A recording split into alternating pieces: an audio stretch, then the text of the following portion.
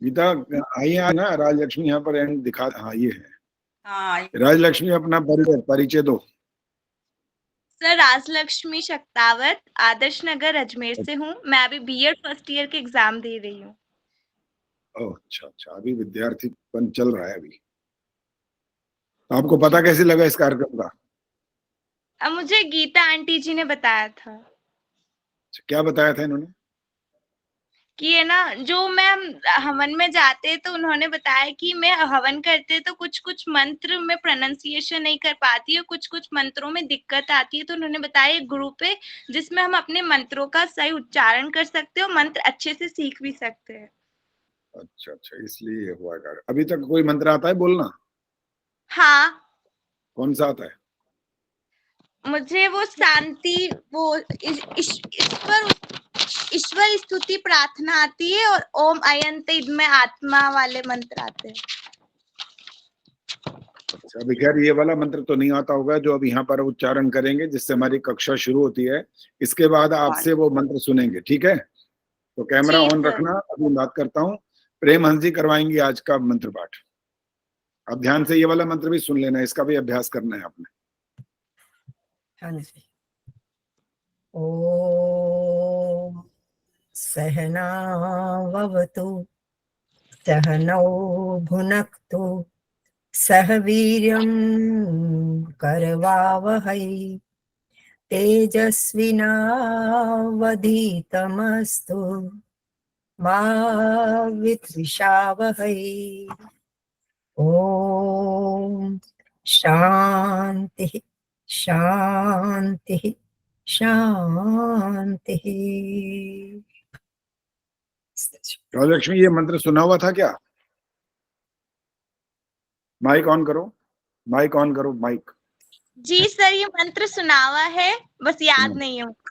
याद नहीं, कोई बात नहीं, लेकिन ये कहाँ सुना हुआ है, किस जगह?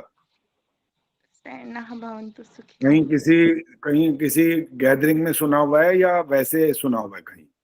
मैंने ये कैंप में सुना हुआ है, आर्य वीरांगना कैंप में ऐसे, और या हमारे क्षत्रिय युवक संघ का कैंप होता है, उसमें मैंने सुना हुआ है। सुना हुआ है। ये जो कैंप होते हैं जहां पर ऐसा इन मंत्रों का पाठ होता है, कहीं कहीं ऐसा होता है जहां पर भोजन कर रहे होते हैं ना, तो वहां इस जी मंत्र सर। का पाठ करते हैं। और ये जी सर। भोजन का मंत्र नहीं है। ये आरएसएस वाले करते हैं। वही करते जी हैं जहां पर भोजन आदि की बात आती है तो वो इस मंत्र का पाठ करते हैं। वहां पर उन्होंने इस बात को यूं समझ लिया, सह नौ भुनक तो होता है। जहां ये शब्द आता है वो सोचते हैं साथ मिलकर भोजन करें, ये मतलब निकलाते हैं। जी सर। ये इसका अर्थ नहीं है। इसका जी अर्थ सर। तो है ज्ञान विज्ञान बढ़ाने के लिए गुरु और शिष्य ये बात कर रहे हैं, एक दूसरे से वैर भाव भी ना रखें, अपने ज्ञान विज्ञान को बढ़ाएं। ये इसका भाव होता है। भोजन जी भी करें, खाएं पिए साथ में, वो कोई बुराई नहीं है उसमें, लेकिन हाँ। ऐसा अर्थ नहीं निकालना कि केवल भोजन का मंत्र तो मैंने जो जब ग्रुप में हमने शुरू किया था तो मैंने शुरू शुरू में ही 5 मंत्र विशेष जब डाले थे तो वहां भोजन का मंत्र भी डाला था, यज्ञोपवीत का मंत्र भी डाला था, और भी जो जिसको बोलते हैं महामृत्युंजय मंत्र वो भी डाला था। ऐसे 4-5 मंत्र डाल दिए थे ताकि जो रोज प्रचलन में आने वाले मंत्र हैं इनका अभ्यास लोग कर पाए और मतलब भी समझें कि ये कहाँ बोलने योग्य है। हर जगह बोलने योग्य नहीं है ये, जिसका जहां संबंध हो वहां पर वो बोलना होता है। जी सर। चलो अब राज लक्ष्मी सुनाएंगी वो वाला पहले मंत्र, ओम अयन तइधमा आत्मा। जी सर।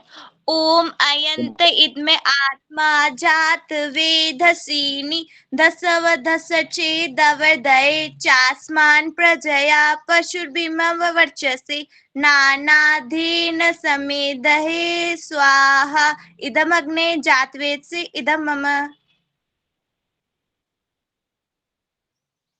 अब अगर 100 में से नंबर देने होंगे ना, 100 में से मिलेंगे सिर्फ 15 नंबर। क्यों सर? इसका मतलब कितनी गलतियां होंगी अब आप समझ गए होंगे इसका मतलब। Yes sir. हाँ जी। बहुत ज्यादा जो पहले जब हमने ये शुरू किया था ये ग्रुप, वहां कारण भी यही था इसका कि अधिकांश लोग मंत्रों का उच्चारण करते ही गलत थे, और जो बहुत ज्यादा ठीक कर भी लेते थे तो उनमें भी कोई ना कोई अशुद्धियां होती थी। तब मैंने इसी जी उद्देश्य सर। को सामने रख करके ये ग्रुप शुरू किया था कि ये मंत्र उच्चारण जो होना चाहिए ना, वो शुद्ध होना जरूरी है। जी इस मामले में लोग यूं विचार करते हैं, कहते हैं अरे क्या हो गया, भगवान हमारी भावना तो समझता है ना, गलत बोल रहे हैं तो क्या हो गया। तो मैंने जी इनको सुझाव दिया कि ये बात जो आपका विचार है ये गलत है, ठीक नहीं है। जैसे जब विद्यार्थी जो है, अभी आप ऐसे कह रहे परीक्षा देते हैं, अभी पढ़ रहे हैं, जब आप कॉलेज में स्कूल में जहां से आपने परीक्षाएं पास की हैं, जो आपने गलत, अगर ओरल एग्जाम था जो गलत बोला था तो उसके नंबर मिले थे कि नहीं? क्या? जो आंसर गलत दिया था आपने ओरल एग्जाम में, उसके नंबर मिले थे कि नहीं मिले थे? नहीं मिले थे सर, उनको काट और दिया गया था लिखने में भी लिखने। ऐसा ही हुआ था, जहां ये आंसर जी गलत था वहां नंबर कट गए थे। इसका मतलब ये हुआ। अब जब जी एक मनुष्य ये बात समझता है कि गलती हो जी। तो उसके अंक कटते हैं, तो ईश्वर हमारे से कम बुद्धिमान थोड़ी है फिर। हाँ वो तो जी। बुद्धिमानों का बुद्धिमान है, वो कैसे नंबर नहीं काटेगा फिर हमारे, वो भी काटेगा। जी इसलिए ये सर। भाव जो लोगों ने अपने मन में बना रखा था कि हमारी भावना ईश्वर समझ लेगा, इसलिए हम जैसा मर्जी बोल लें, गलत बोलें, ठीक बोलें, आधा बोलें, पूरा बोलें, भगवान हमारी भावना हमारी अच्छी है इसलिए वो समझ लेगा। तो ये विचार गलत था। इसको ठीक करने के लिए ये सारा का आयोजन हमने शुरू किया। चलो अब आप जी माइक सर। बंद करो, आपका पता लग गया। आज ही जुड़े होगे, आगे भी जुड़ोगे? नहीं, आगे भी जुड़ूंगी सर। अच्छा, जुड़ेंगे तो फिर आपको बहुत लाभ होगा। और आपका एक तरह से सौभाग्य जगा दिया गीता तिवारी, आपकी जो जी हाँ आंटी हैं या दीदी हैं जो भी हैं, वो जी उनको भी साध हुआ कि उन्होंने भी आपका सहयोग कर बता दिया। और आपको पता नहीं कैसे पता लगा, आपने पूछा या उन्होंने अपने आप बताया, जो बात है वो आपको उसका लाभ जरूर मिलेगा। चलिए अब हम आगे जो जी। आज हमारा 7वां और 8वां मंत्र है, ईश्वर स्तुति प्रार्थना उपासना का। तो अब पहले मंत्र उच्चारण होने वाला है। पहले मंत्र उच्चारण करेंगी, ना देखते हैं कि किसको आज मौका दें पहले मंत्र उच्चारण का। शर्मा, रानी शर्मा जी आइए।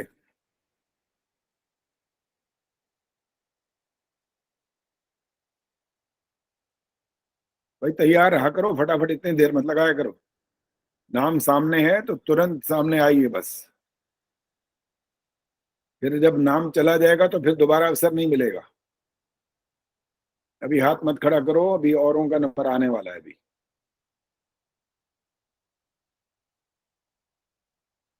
रेखा गर्ग।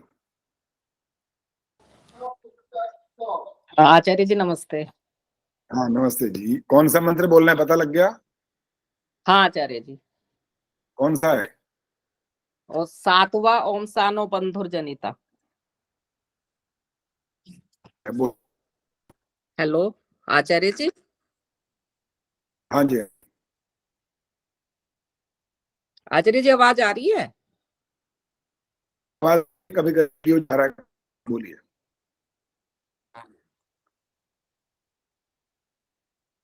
अच्छा, आवाज आ अब रही है आवाज भी आपकी। गई। अच्छा अच्छा। हाँ, अब फिर चली गई। हाँ ओम बोलिए। तनो बंधुर जनिता सविधाता धामानि वेद भुवनानि विश्वा यत्र देवा अमृतमान शानास्तृतीये धामन धैर्ययन्त। जो मोटी मोटी अशुद्धियां हो गई हैं, सर एक तो उसमें हुई आचार्य जी धामन, वहां रुक गई थी मैं।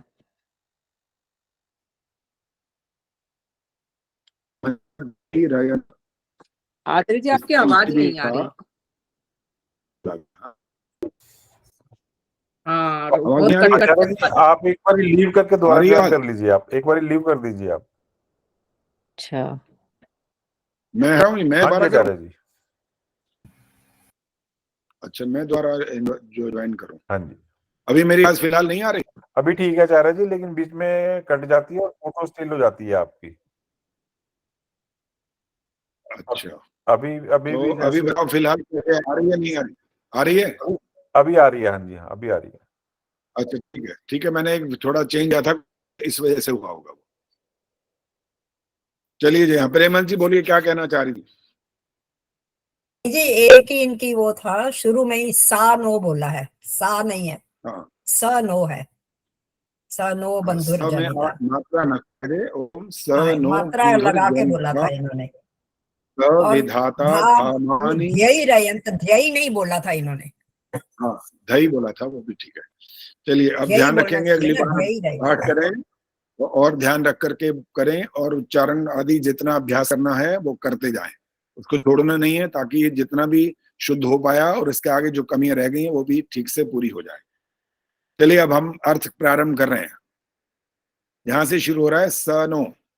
तो स माने होता है वह परमात्मा, नो का बन जाता है नह, न माने हमारा बंधु, भ्राता के समान जो सहायक है, वह परमात्मा हमारा बंधु भ्राता के समान सहायक है।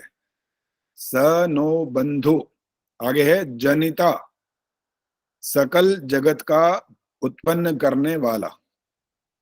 जनिता माने जो सारे संसार को पैदा करता है। आगे है फिर सविधाता, स माने वही, विधाता माने सब कार्यों का पूर्ण करने वाला है। आप लिख रहे हैं तो कोशिश करें जल्दी लिख लें, बाद में कर लिया करें, पहले जल्दी जल्दी लिख सकते हैं तो लिख लीजिए। आचार्य जी एक परमात्मा बार वापस हमारा अभी जो बोली थी वो लाइन बोलिए, हो रहा है। के समान सहायक है। हाँ जी,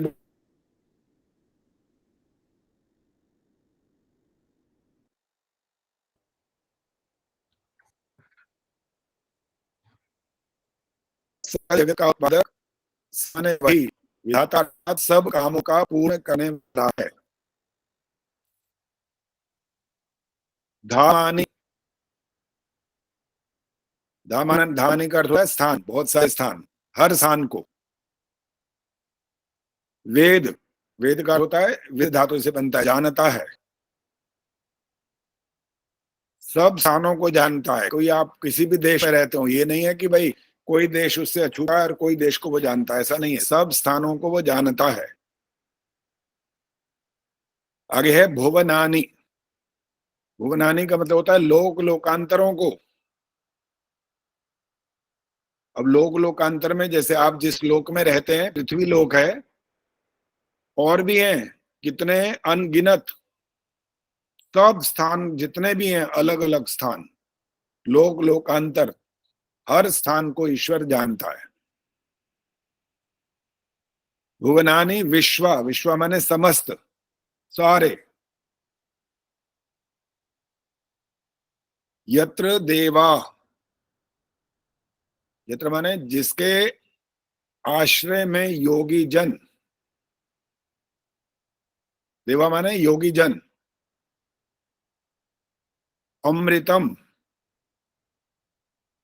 यत्र देवा अमृतमा निशाना जो था ना, अब बन गया वो अमृतम आनशाना बनेगा आगे। अमृत माने मोक्ष को, आनशाना का अर्थ होता है प्राप्त करते हुए, उसका सेवन करते हुए, उसका लाभ उठाते हुए।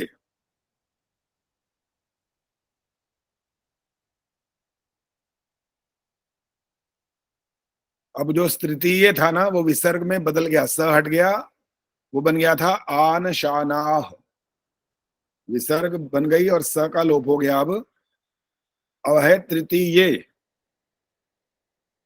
तीसरे धाम, अर्थात ईश्वर के आश्रय से प्राप्त मोक्ष आनंद में।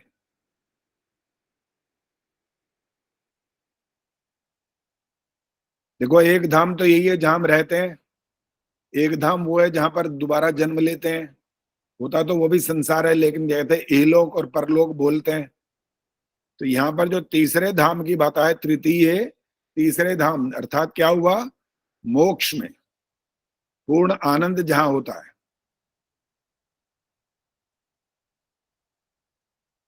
आगे था मन्नध्यय था ना, अधि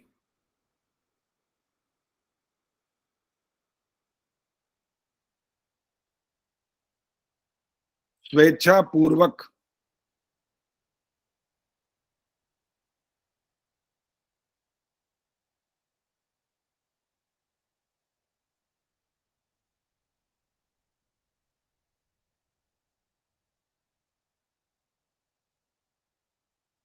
ऐरयंत, मन्नत ध्येय रयन था ना ये, तो अधिधामन और उसके बाद मेरा ऐरयंत, ए में एक मात्रा और आ जाएगी अब, ऐरयंत अर्थात वहां पर विचरण करते हैं।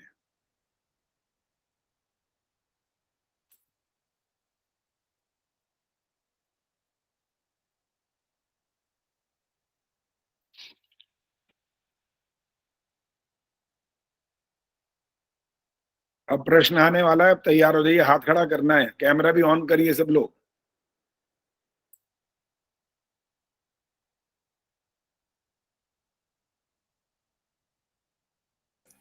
ये आई का क्या मतलब आपने बताया? ऐरयंत, ऐ नहीं है, ऐरयंत इकट्ठा है, ये विचरण करते हैं।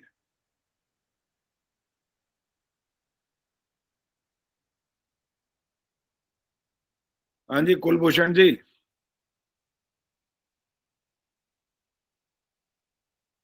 आदर्श जी हैं आज? नहीं है?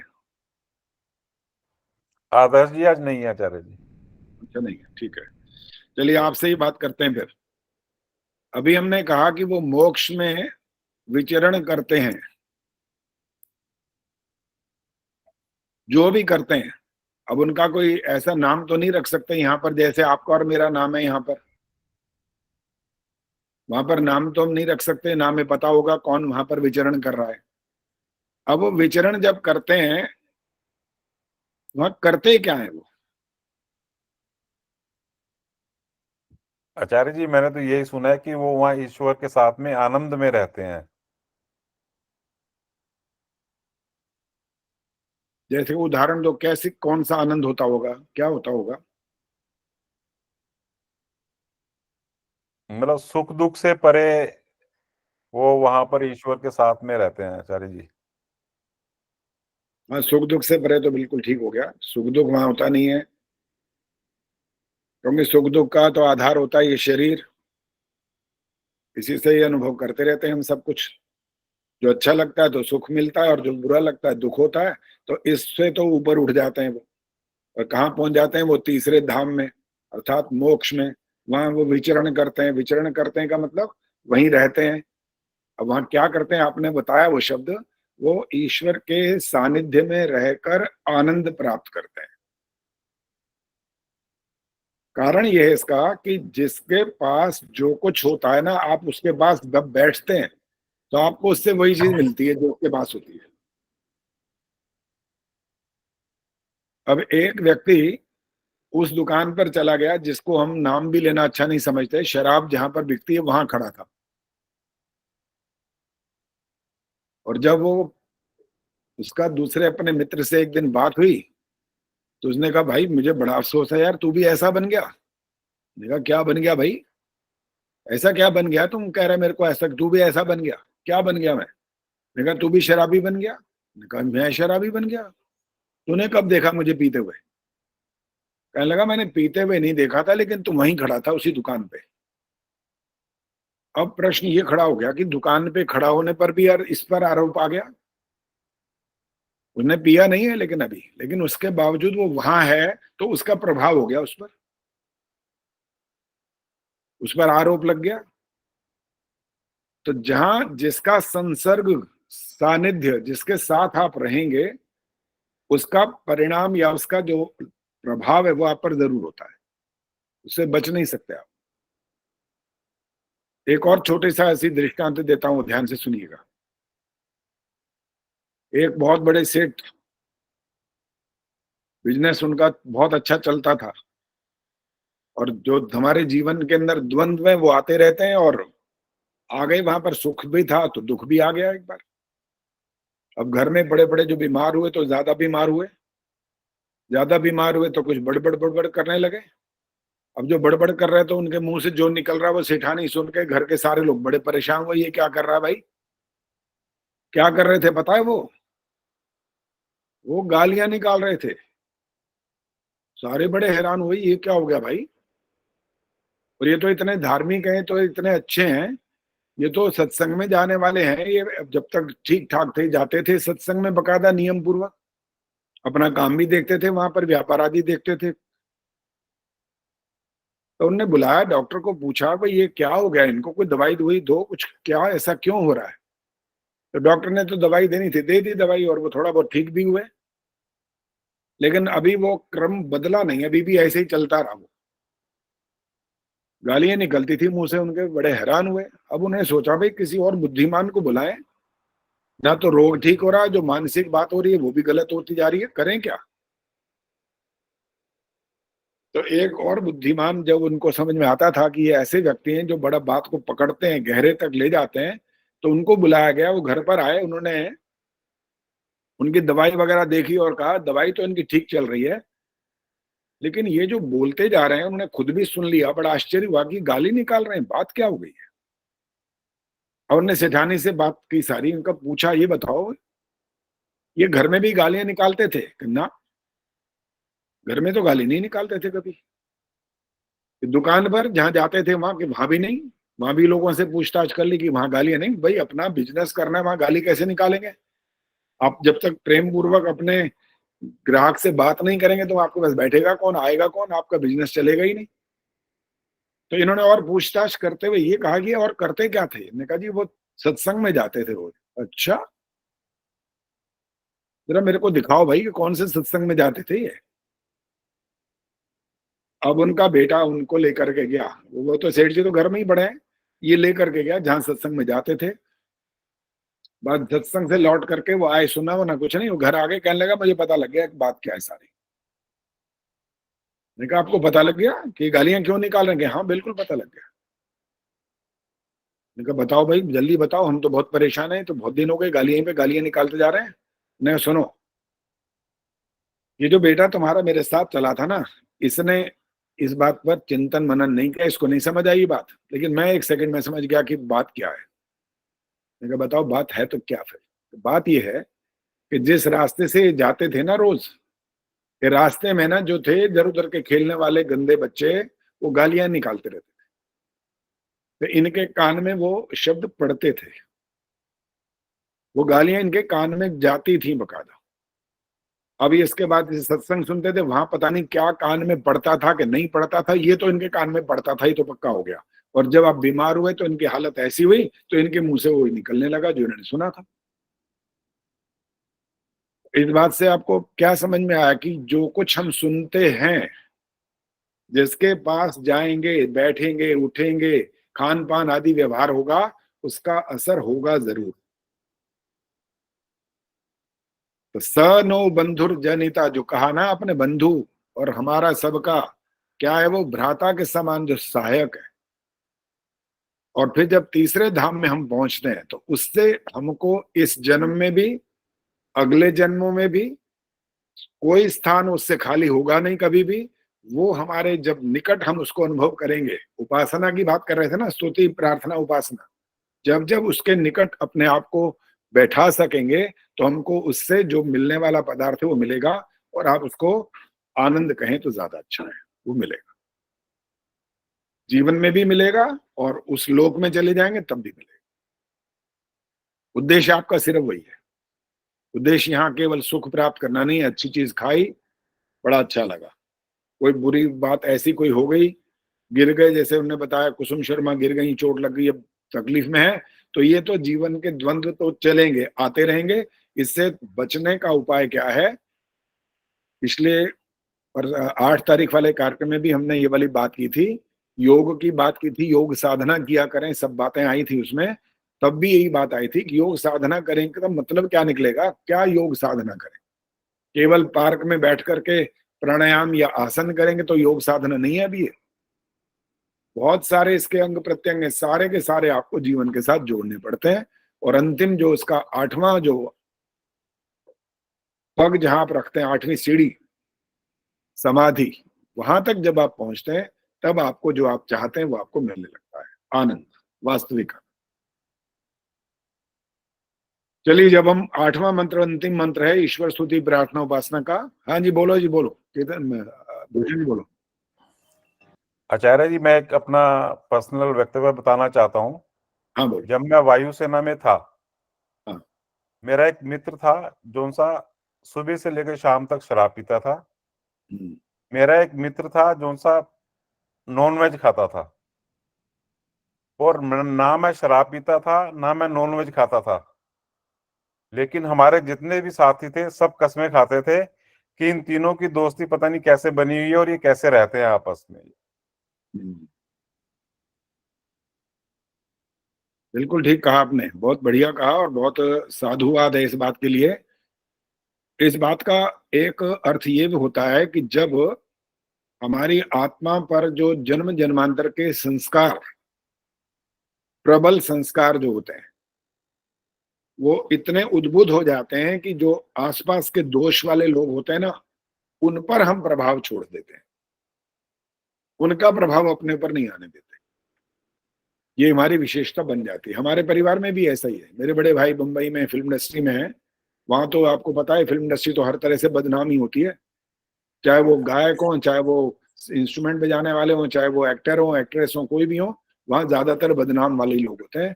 तो वो उनके बीच में रहे, अभी भी वही है मुंबई में।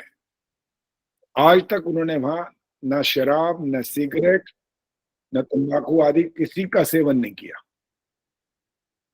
और बल्कि और लोगों का उन्होंने छुड़वाया। वार समाज के वहां प्रधान भी बने। और फिल्म इंडस्ट्री में जो आज भी वहां पर वो डिस्प्यूट होते हैं ना, जब इन लोगों के इंडस्ट्री के, तो उनके वो एक जज भी हैं वहां पर। और ये प्रभाव क्यों होता है? जब आपके ऊपर इस जन्म के माता पिता के संस्कार और पूर्व जन्मों के भी संस्कार बहुत गहन आपके अंदर हो जाते हैं, तो आप पर दूसरे जो छोटे मोटे इधर उधर के गंदे विचार संस्कार होते हैं वो आप पर प्रभाव नहीं डालते। मैं भी कहूँ दो, कुछ आचार्य जी? हाँ जी, पहले रचना बोलेंगी। अच्छा, रचना।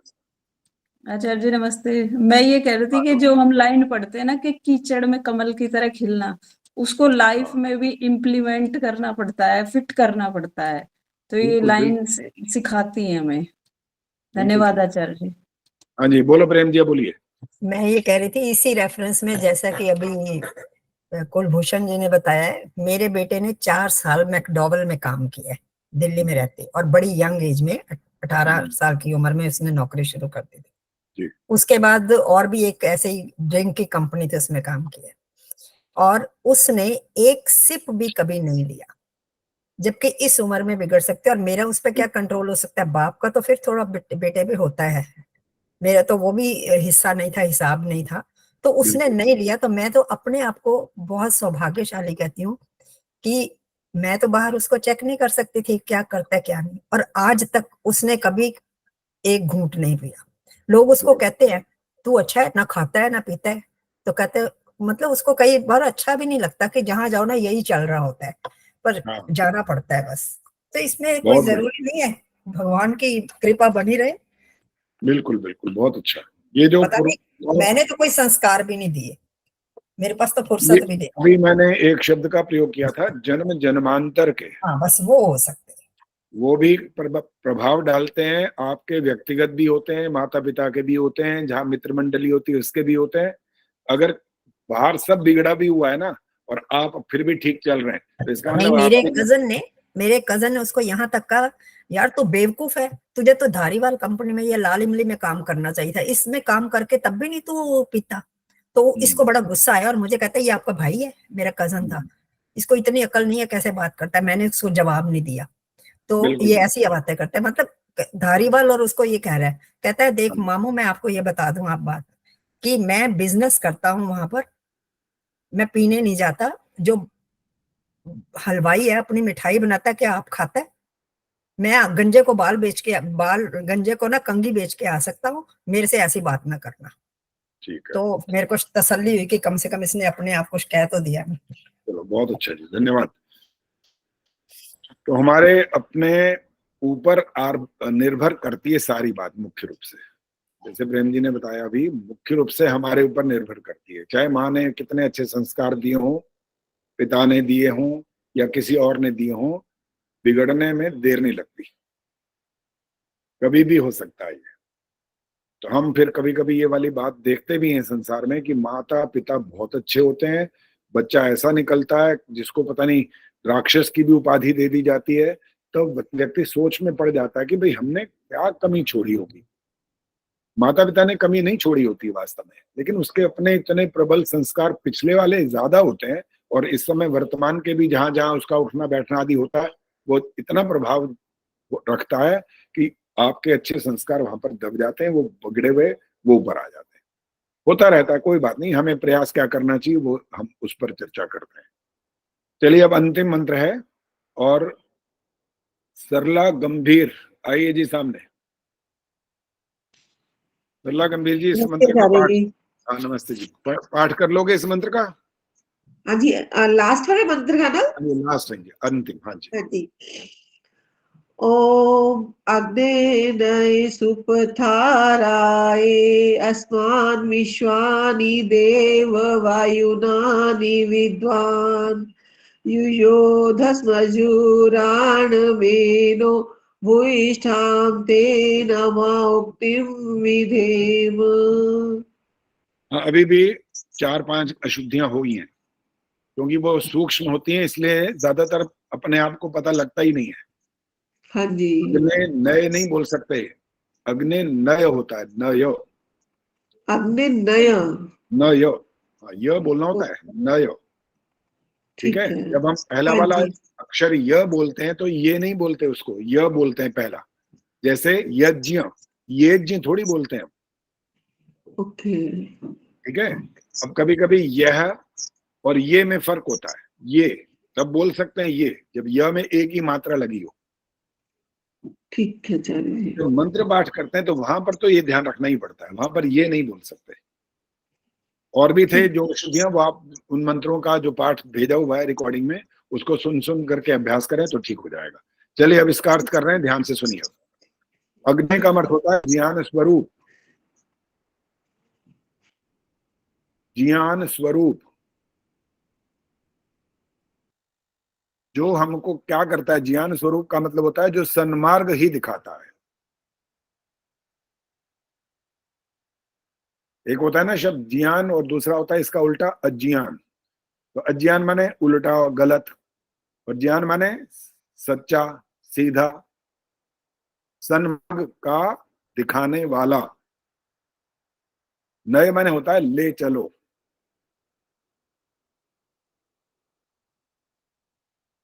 इसका मतलब निकला, हे ज्ञान स्वरूप सन्मार्ग दिखाने वाले प्रभु, ले चलो कहां पर? आगे सुपथा का मतलब होता है धर्मयुक्त और कल्याणकारी मार्ग पर। सिर्फ मार्ग नहीं, पथ जो होता है, पथ माने होता है रास्ता, मार्ग, लेकिन सु लगा है ना पहले, सुपथ, सुपथा, जो कल्याणकारी है और धर्मयुक्त मार्ग है, उस पर ले चलो। आगे है राये। राय का अर्थ होता है ज्ञान विज्ञान और ऐश्वर्य, इसकी प्राप्ति करने के लिए।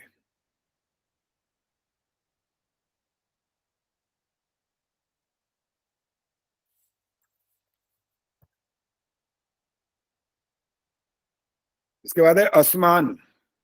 असमान का मतलब होता है हम सबको।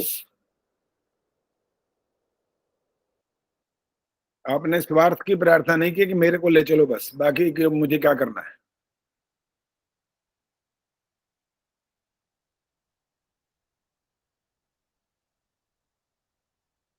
आगे है विश्वानी, समस्त जो ज्ञान है और जो कर्म है।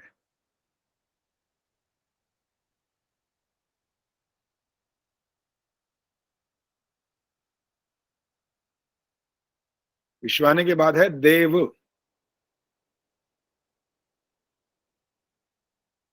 देव्य गुण कर्म स्वभाव वाला कौन? ईश्वर। देवों का देव भी बोलते हैं कभी आप, लेकिन वहां पर संदेह में पड़ जाते हैं, वो शक्ल सूरत वाला बना बैठते हैं फिर आप। देवों का देव महादेव, शिव की बात नहीं हो रही है यहाँ, ईश्वर की बात हो रही है।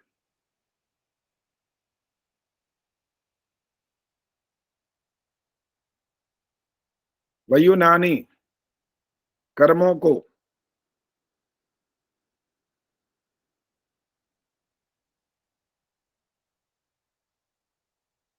आगे है विद्वान, माने जानने वाले हैं।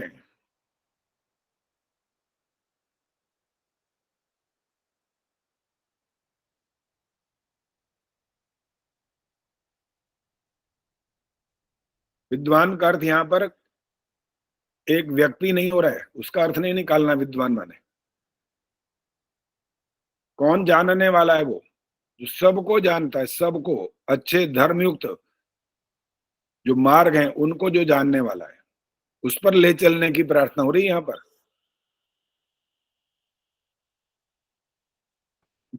इसके बाद है युयोधि। युयोध्यस्मत जो है ना, उसमें अब संधि विच्छेद होगा, युयोधि, और उसके बाद बनेगा अस्मद। युयोधि का मतलब होता है दूर कर दीजिए।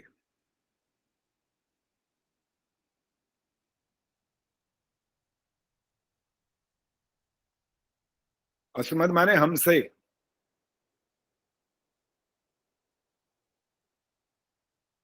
युयोधि अस्मद, दूर कर दीजिए हमसे। जुहुराण मेनो जो है उसका बन गया जुहुराणम।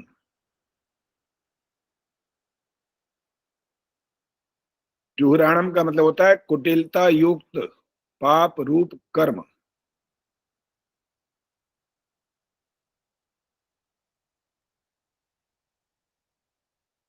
एनह माने होता है इनको। जुहुराण मेनो बन गया जुहुराणम एनह, कुटिलता युक्त पाप रूप कर्म इनको।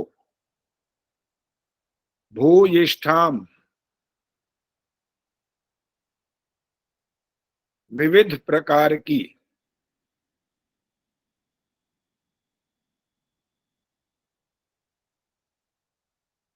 भूयिष्ठान ते था ना, तो न हलंत हट करके भूयिष्ठाम बना, और उसके बाद ते माने आपकी, तुम्हारी।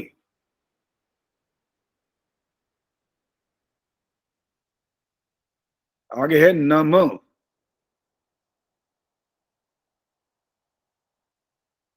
नम्रता पूर्वक स्तुति प्रार्थना उपासना। नम्रता पूर्वक स्तुति प्रार्थना उपासना।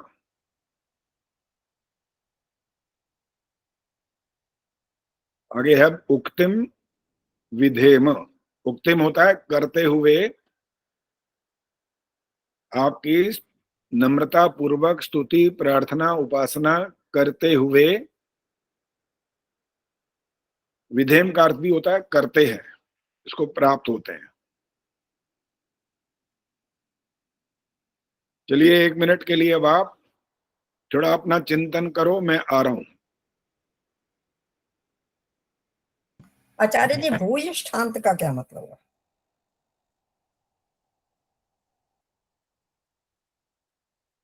आचार्य जी गए हैं थोड़ी देर के बहुत लिए। प्रकार की भूयिष्ठांत स्तुति। का क्या मतलब बताया था? भूयिष्ठांत। भूयिष्ठान अरे बहुत प्रकार की स्तुति, प्रकार से प्रेम जी, विविध प्रकार क्या थी? विविध प्रकार से या बहुत प्रकार से? बहुत विविध प्रकार की। प्रकार से। अत्यधिक।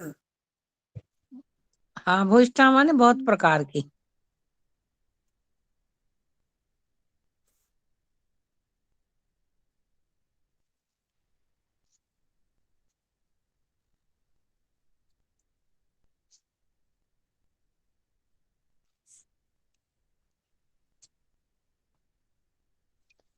नीलम जी नमस्ते। नमस्ते जी। अरे कहाँ हो आप, दिखाई नहीं दे रही। मैं बैठी हूँ यहीं पर ही। अच्छा। मेरी फोटो क्लियर नहीं आती ना, तो मैं उसमें कम डालती हूँ। हाँ, आपकी धुंधली सी आ रही है। कृपया हाँ, व्यक्तिगत बात ना करें, रिकॉर्डिंग होती है प्रोग्राम की, व्यक्तिगत बात ना करें आप।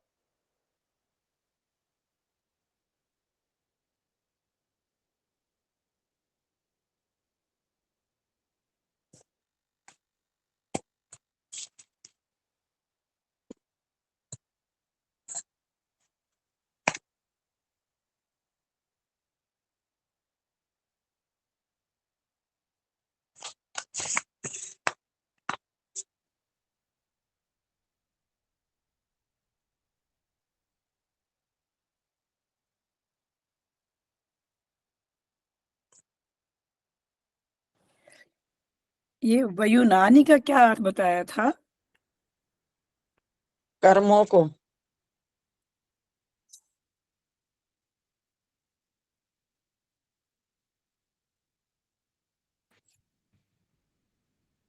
विद्वान जानने वाले हैं।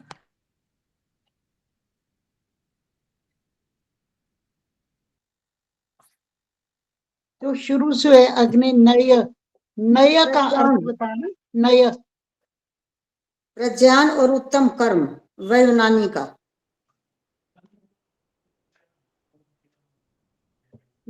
नय शुरू से ना, नए का अर्थ है ले चलो, ले चलो। हाँ, ले चलो। ले चलो या प्राप्त कराइए। हाँ जी, अब प्रेमहंस जी बोलेंगी, बाकी सब शांत हो जाए। कहिए आचार्य जी। क्या आप कह रहे थे? भूयिष्ठाम बोल रहे थे? हाँ जी, हाँ, तो मुझे विविध, इन्होंने बताया है भूयिष्ठांत का विविध प्रकार के। हाँ, विविध प्रकार की क्या होती है, मतलब विविध प्रकार की, अब क्या अर्थ निकलेगा इसका?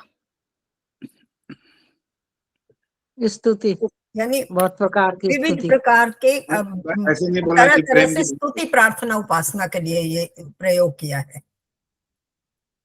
विविध प्रकार की का अर्थ। अच्छा, अनेक पहले सुखवर्षा जी ने हाथ खड़ा किया, ठहरो बोलने दो। सुखवर्षा जी बोलिए। जी आचार्य जी, ज्ञान वाली बातें, धर्म युक्त बातें जो हैं विविध प्रकार की, उस ओर हमें ले चलिए। देखो, विविध प्रकार को मैं जो आगे बोलने वाला था, मैं आपके कारण रुका हूं, आपने हाथ खड़ा किया। विविध प्रकार की का अर्थ बहुत संकुचित नहीं लेना, छोटा सा नहीं लेना। विविध प्रकार की मतलब होता है आपके जीवन को बनाने के लिए 16 संस्कार होते हैं। विविध प्रकार की में बहुत कुछ आता है। एक छोटा सा ये नहीं आता कि एक स्तुति प्रार्थना उपासना का हमने प्रतिदिन वही का वही पाठ किया और हो गया, वो नहीं है। विविध प्रकार की माने पूरे जीवन भर हमारे साथ जुड़ी रहेंगी ये बातें।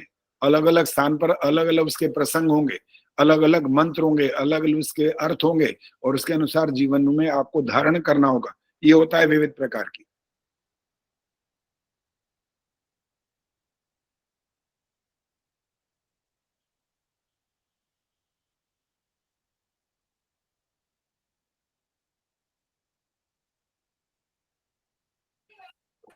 हाँ जी, और किसी ने कुछ पूछना है तो पूछिए।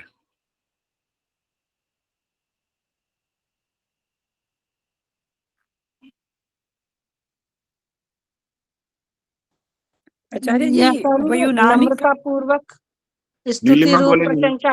इसका नाम बोले, वो बोले। नीलिमा जी बोलिए अब। हम ये कह सकते हैं कि हम बहुत प्रकार की ईश्वर की नम्रता पूर्वक स्तुति रूप प्रशंसा सदा किया करें। हाँ, कह सकते हैं।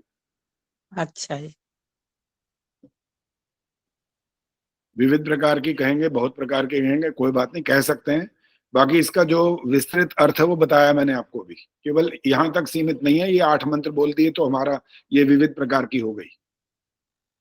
इसका संबंध देखो, स्वामी दयानंद जी ने जब वेद भाष्य किया तो हर अध्याय का अर्थ करने से पहले विश्वानी देव मंत्र बोला है ना। हाँ जी। तो उस बात को भी उन्होंने कितना विस्तार दिया हमारे को कि हर एक अध्याय के अंदर ये वाली बात थोड़ी है कि आप अपने दुर्गुणों को दूर करो। हर अध्याय में तो ये बात नहीं हो सकती। कहीं कोई बात ज्यादा महत्वपूर्ण होगी, कहीं कोई बात महत्वपूर्ण होगी, लेकिन उन्होंने हर मंत्र को वहां पर पहले डाल दिया कि हम ये बात अपने पूरे जीवन से संबंधित समझें, दुर्गुणों को हटाएं और सद्गुणों को धारण करें। तो जैसे उसका अर्थ समझना है विस्तृत रूप से, ऐसे ही यहाँ पर है। हाँ जी, ठीक है जी। और किसी ने पूछना है तो अब हाथ खड़ा करो पहले, तब पता लगेगा। एक साथ नहीं बोलना होता।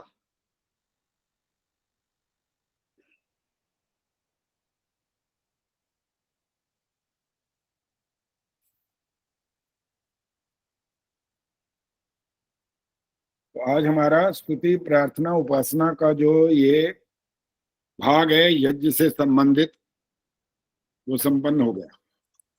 आचमन हम कर चुके पहले, आचमन वाले हो गए, अब ये मंत्र हो गए। और इसके बाद अब हम प्रारंभ करेंगे हमारा दैनिक यज्ञ के मंत्रों का अर्थ। आप में से हाथ खड़ा करें, दैनिक यज्ञ करता कौन कौन है?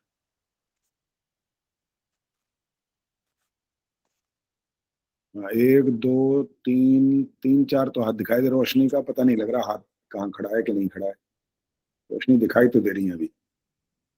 आचार्य जी वो करती हैं रोज। हाँ ठीक है, दिखाई देगा वैसे हाँ हाथ जी, दिखाया। करती हूँ।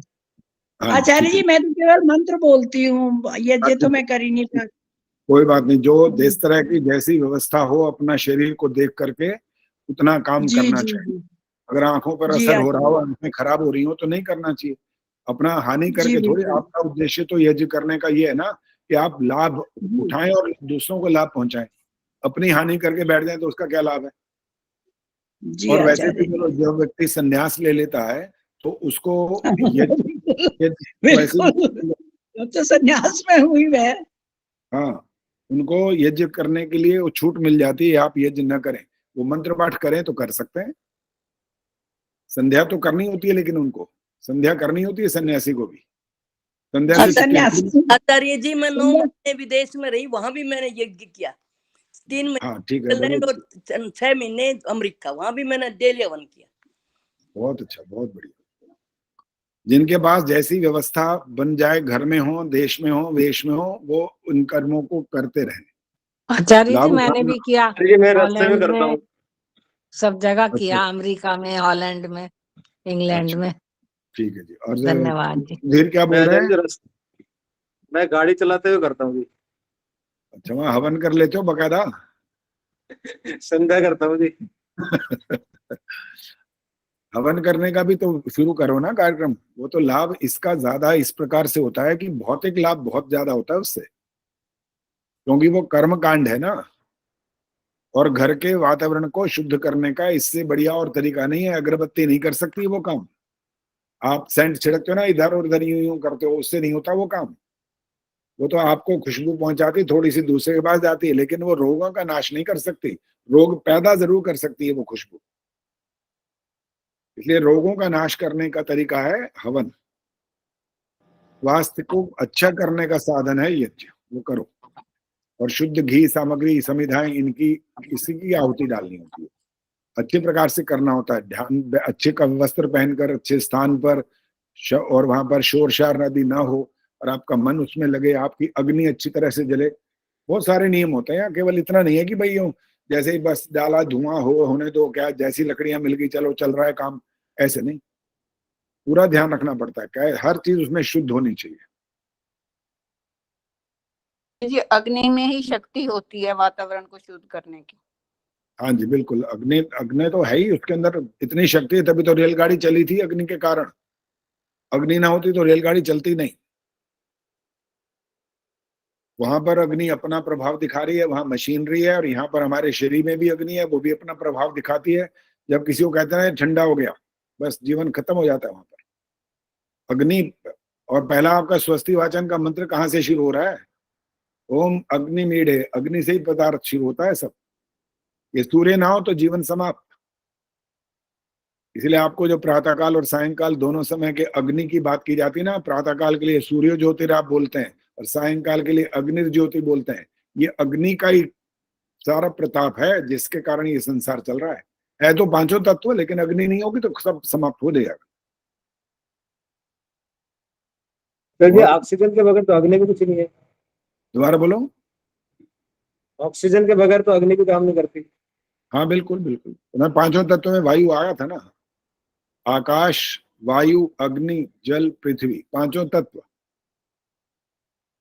अच्छा ये बताओ, इनको बनाने वाला कोई आप में से कोई हो सकता है? मनुष्य हो सकता है, पशु पक्षी हो सकता है? किसी का सामर्थ्य नहीं है। अगर वो थोड़े मोटे संसार के पदार्थों को लेकर के कोई चीज नहीं बना भी देगा ना, तो भी पकड़ा जाएगा। भाई लिया कहाँ से ये सब? कहाँ से लिए? जो जिससे तूने मिलकर के चीज बना डाली, वो संसार के पदार्थ पहले उत्पन्न तेरे सामने थे, अभी तो लेकर के कुछ बनाया ना। तो इसका अर्थ भी तो निकला, मूल आधार कौन निकलेगा? ईश्वर। सब सत्य विद्या और जो पदार्थ विद्या से जाने जाते हैं, उन सब का आदि मूल परमेश्वर है। आप निर्माण कर सकते हो, आपको बुद्धि इसलिए तो दी है उसने। ये पशु पक्षी तो बेचारे थोड़ा बहुत ही कर सकते हैं। जैसे भैया की बात हुई थी, वो घोंसला बना लेता है, कोई और चिड़िया बना लेती है, कोई और छोटा मोटा ऐसा कर लेते हैं, वो तो अलग बात है, बहुत साधारण बात है, बहुत बड़ी बात नहीं है। इन मनुष्य को इतनी अलग से विशेष बुद्धि दी है, उसका तो जो आगे का कार्य शुरू होता है वो ईश्वर के माध्यम से शुरू होता है। सर्वाधार बोलते हो आप ईश्वर को ना, सर्वेश्वर, सर्वव्यापक, सर्वांतर्यामी, अजर, अमर, अभय, नित्य, पवित्र और सृष्टि करता है। कितने सारे विशेषण इसीलिए तो आते हैं, हमें पता लगे ना ईश्वर होता क्या है भाई। कोई कोई तो फिर भी विश्वास करता नहीं है, कहता छोड़ो ना, कौन भगवान, किसने देखा, कहाँ है कि नहीं है, करता क्या है क्या नहीं करता, हमें तो कुछ नहीं पता, हमारे सामने बनी है। यहाँ पहुंच जाता है फिर बेचारा बोलता बोलता ऐसा अपना बहादुरी दिखाता है शेर की तरह, हमारे सामने थोड़ी बनी, हम क्यों मान लें। ऐसी एक शेर मेरे से बात करा था, मैंने इससे पूछा ये घड़ी पहन रखी तेरे सामने बनी है क्या? कहला नहीं। मैं कहा फिर क्यों मान क्यों रहा है घड़ी बनी है? तेरे सामने नहीं बनी तो इसका मतलब ये मान लेगा कि अपने आप बनी है? कि नहीं, अपने आप तो नहीं बनी। तो फिर तो दुनिया तेरे सामने क्यों बने, तब तू मानेगा ईश्वर है, तेरे सामने बनेगी दुनिया। ईश्वर ने ये ठेका थोड़ी ले रखा तुम्हारा कि तुम्हारे सामने बनाएगा तो तब मानोगे। कोई आवश्यक नहीं है उसके सामने बनाया जाए, हमारे सामने बना, हम तो हो ही नहीं सकते, पहली बात सामने कैसे बना देगा। प्रवीण सेतिया जी बताएंगे हम सामने क्यों नहीं हो सकते।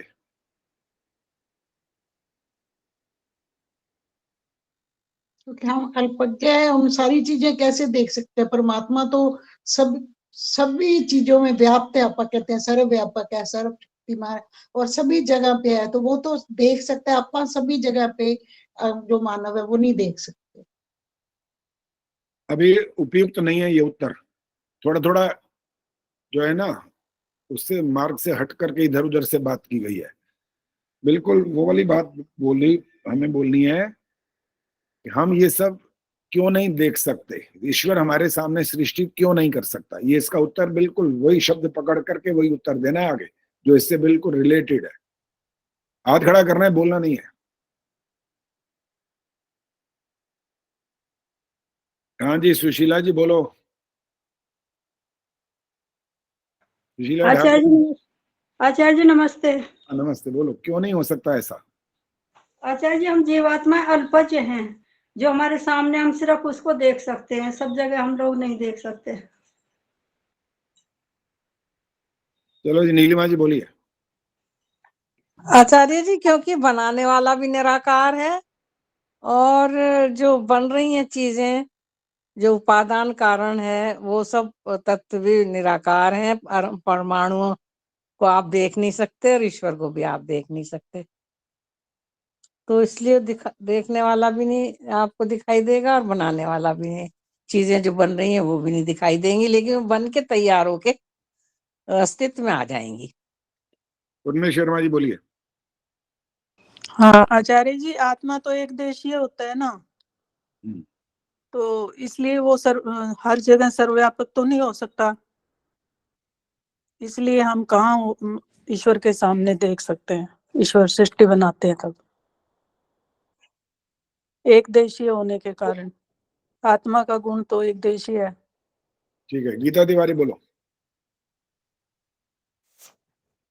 आचार्य जी पहले तो ईश्वर ने सृष्टि को बनाएगा तभी तो जीव और आत्मा को भेजेगा शरीर दुनिया में। सृष्टि बनाने के बाद ही तो, सबसे पहले तो सृष्टि बनेगी तो कैसे देखेगा इंसान, जब उसको पहले तो जन्म ही नहीं दिया ईश्वर ने। सृष्टि बनाने के बाद ही तो वह जन्म दिया उसने मनुष्यों का। और ताली बजा दो। गीता सोच रही है कि ताली बजाएं ना बजाएं, क्या है, क्या कह रहे हैं ये? हाँ जी आचार्य जी, मैं भी यही सोच रही थी, यही बताने वाली थी, क्योंकि मनुष्य आता ही बहुत बाद में, सृष्टि के बनने के बाद, तो उसको पता कैसे चलेगा?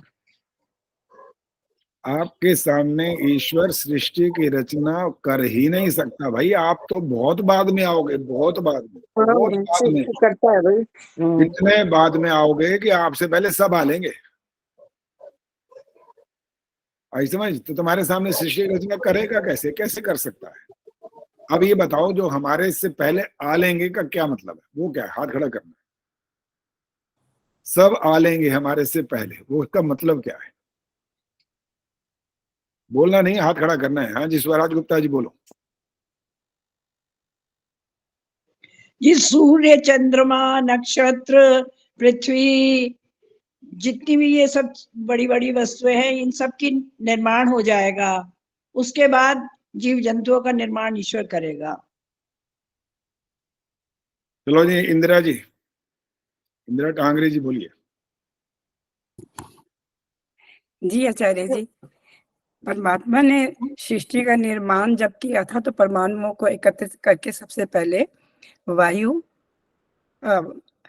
अग्नि, जल, पृथ्वी और फिर वनस्पति वगैरह बनने के बाद ही तो मनुष्य पैदा किया था। चलो जी, उर्मिल शर्मा जी बोलो आप भी। पहले आचार्य जी प्रकृति का निर्माण किया, उसके बाद जीव आत्मा का निर्माण किया, मनुष्य पैदा किए। जीवात्मा का निर्माण क्या नहीं बोलना होता, मतलब मनुष्यों को पैदा किया।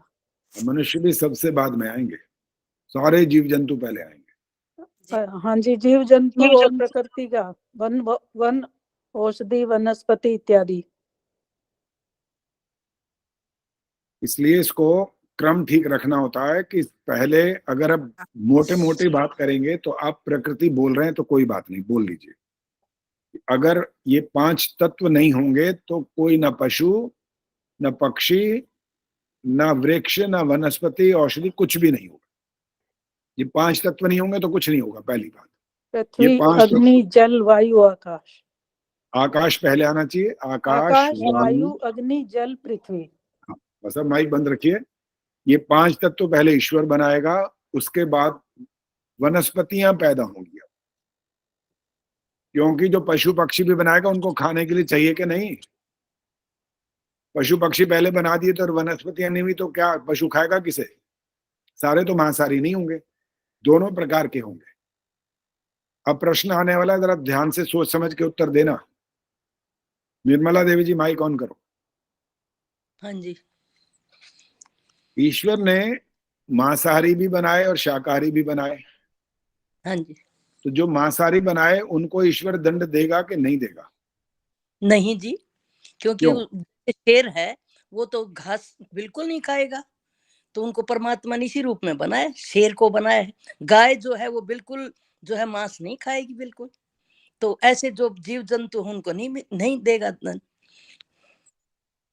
ईश्वर दंड नहीं देगा, ये मतलब हुआ ना? हाँ, ईश्वर नहीं दे, क्योंकि उन्होंने बनाया उनके इस तरह के दांत, इस तरह के सारा, उन्होंने परमात्मा को जो है निमित्त मात्र परमात्मा है हर वस्तु का, तो उन्होंने इसी उद्देश्य के लिए ये बनाया। हाँ जी। पद्मा चावला जी कुछ बोलेंगी? आचार्य जी, जो उनको जन्म मिला है उनके कर्मों के अनुसार मिला है, जाति भी वही मिली है, आयु भी वही और भोग भी वही। जब उनको जन्म ही उसी के अनुसार मिला है, जाति भी वही मिली है, तो इसलिए फिर उसको परमात्मा दंडित नहीं करेगा। जो जैसे शेर वगैरह जो बनाएगा तो उनको वो दंडित नहीं करेगा, क्योंकि उनको जन्म ही उसी के अनुसार मिला है, कर्मों के अनुसार। अगला प्रश्न आपसे ही हो रहा है, सुनो।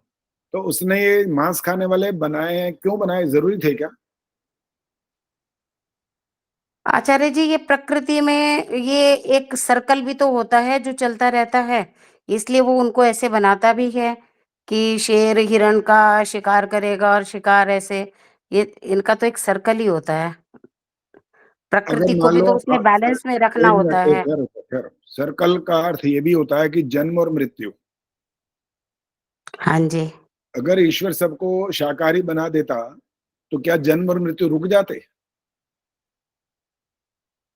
नहीं, जन्म और मृत्यु तो नहीं रुकेंगे, तो वो तो चलता रहेगा। अब इसका उत्तर दो, जो छोटा सा उत्तर, प्रश्न उत्तर चलना चाहिए कि मांसाहारी बनाए क्यों फिर?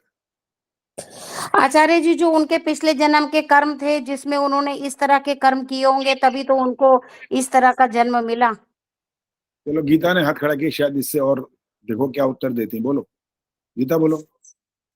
आचार्य जी, वो बैलेंस बराबर रखने के लिए, यदि शाकाहारी शाकाहारी सब होते तो ये सब वनस्पति नष्ट हो जाती और जीव जंतु बढ़ते जाते, और मांसाहारी होते अगर तो सब मांस वास खाने में रहते तो ये वनस्पतियों ज्यादा हो जाते और सब जीव जंतु खत्म हो जाते। इसलिए शाकाहारी मांसाहारी को बैलेंस बराबर रखने के लिए कुछ जंतु है मांसाहारी है और कुछ शाकाहारी। लगभग ठीक है आपका उत्तर। जो मांसाहारी बनाए, देखो इंसान की जो शक्ति है, सामर्थ्य, वो बहुत सीमित है। अब जहां नगर हैं, गांव हैं, शहर हैं, इनमें जहां ये बस गया, ये वहीं का तो देखभाल कर पाएगा।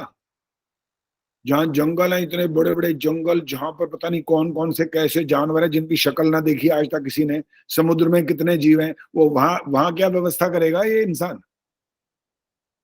उनकी तह तक पहुंचना तो बहुत दूर की बात है, व्यवस्था बिल्कुल नहीं कर सकता वो।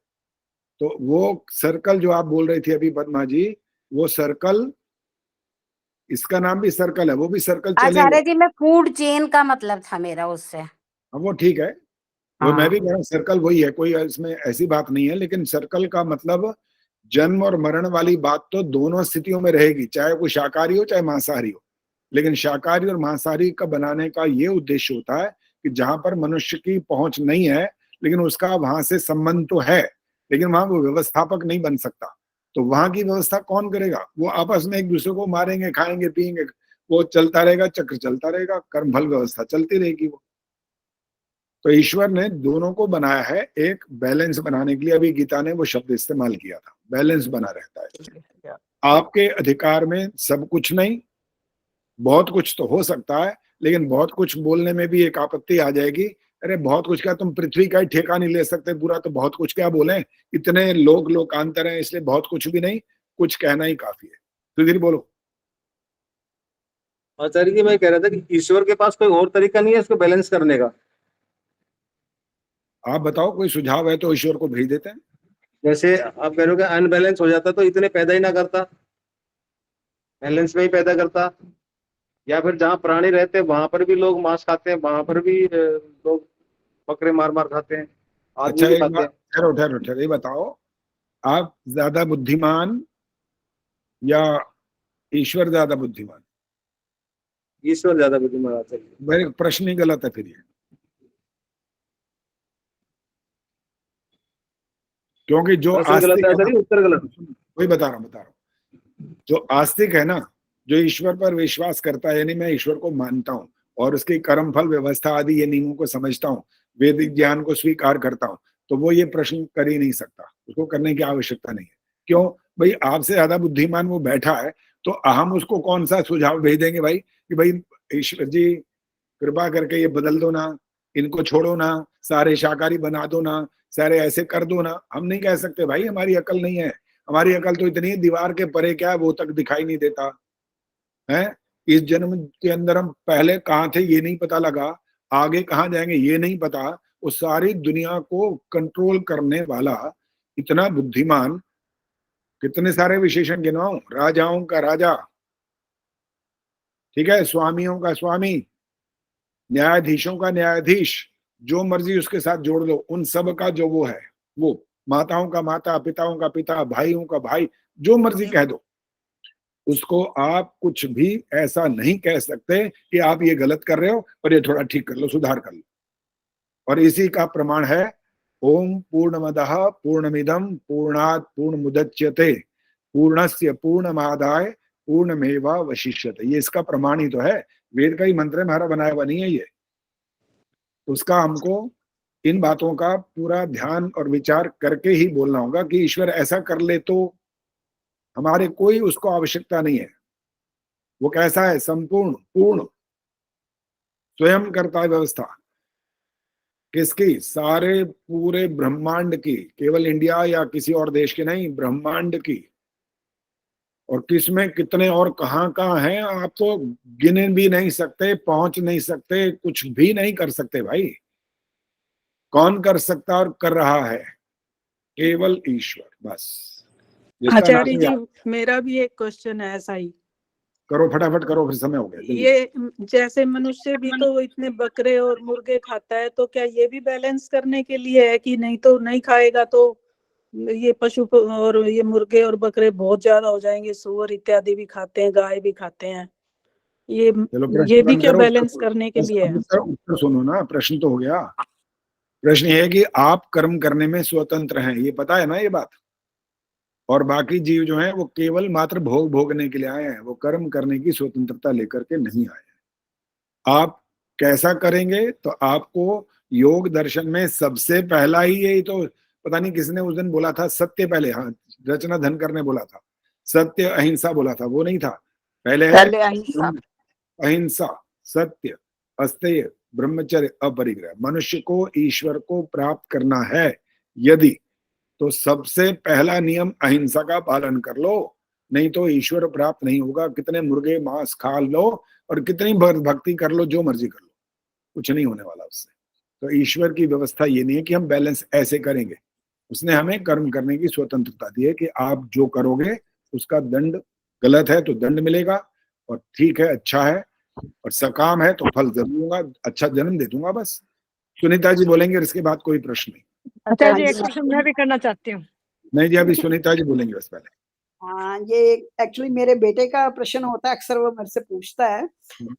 अगर आप ये वृक्षों, फूल, पत्तियों में आप जीवात्मा की उपस्थिति मानते हो, तो आप उसको खाते हो, आपको पाप नहीं लगता? फल सब्जियां जो खाते हो? प्रश्न बड़ा अच्छा है और बड़ा लॉजिक वाला प्रश्न है। अब इसका उत्तर 2-3 बार पूछ चुका मेरा। फटाफट सुनो, उत्तर सुनो। अब इस उत्तर के रूप में भी प्रश्न करना पड़ेगा। प्रश्न ये करना पड़ेगा, चलो हम ये भी नहीं खाते, अब आप बताओ क्या खाएं फिर। ये तो वैसे ज्यादा युक्ति युक्त बात वैसे तो है, तर्क संगत भी है, लेकिन उसको भी संतुष्टि नहीं होगी कि भाई हाँ ये क्या बात, मैं ये पूछा तो मेरे से ही पूछने लग गए, वो ऐसा कह सकता है। तो उसको ये बोलना पड़ेगा कि वेदों में अर्थात ईश्वरी ज्ञान में हमको बताया गया कि आप अहिंसा का पालन करो। अब अहिंसा कहाँ कैसे हो रही है? एक बड़ा भारी पत्थर बांधकर उस धनाढ्य को समुद्र में डुबो देना, जो दान नहीं करता, वो भी अहिंसा कहलाती है। उसके अलावा इन पेड़ पौधों वनस्पतियों के फलों को क्यों ना खाएं?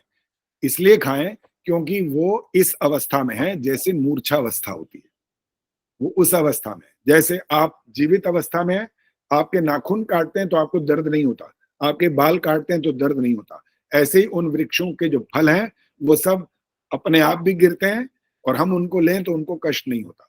और ईश्वर की आज्ञा अंतिम प्रमाण है कि उसने कहा कि आपके खाने योग्य ये दालें हैं, ये चावल हैं, ये आपके लिए ये पदार्थ हैं, इसलिए उसमें कोई दोष नहीं होता। और अगर फिर भी ना माने तो फिर अंतिम प्रश्न है कि आप बताओ हवा खाएं क्या? वो चीजें बनाई खाने के लिए हैं ईश्वर ने। हाँ जी, और बातें बाकी अच्छा जी, एक प्रश्न मैं और अलग अलग मत बोलिए, अब और नहीं बोलना, बस अभी समय समाप्त हो गया। केवल इतना, जो जो छोटे छोटे प्रश्न हो, छोटे छोटे उसके उत्तर लेने चाहिए। ठीक है जी, अब शांति पाठ होगा, रोशनी शर्मा करवाएंगे। ओम द्यौः शान्तिरन्तरिक्षं शान्तिः पृथिवी शान्तिरापः शान्तिरोषधयः शान्तिः वनस्पतयः शान्तिर्विश्वे देवाः शान्तिर्ब्रह्म शान्तिः सर्वं शान्तिः शान्तिरेव शान्तिः सामा शान्तिरेधि। ओम शांति शांति शांति। जो बोले सो अभय।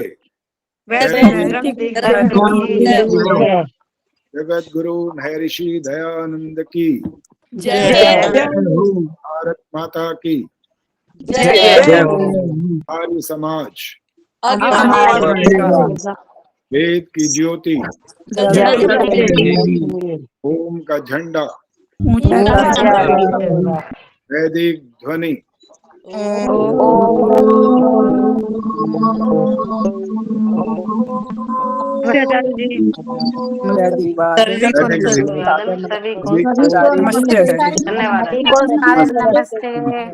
सभी बहनों को नमस्ते। सभी को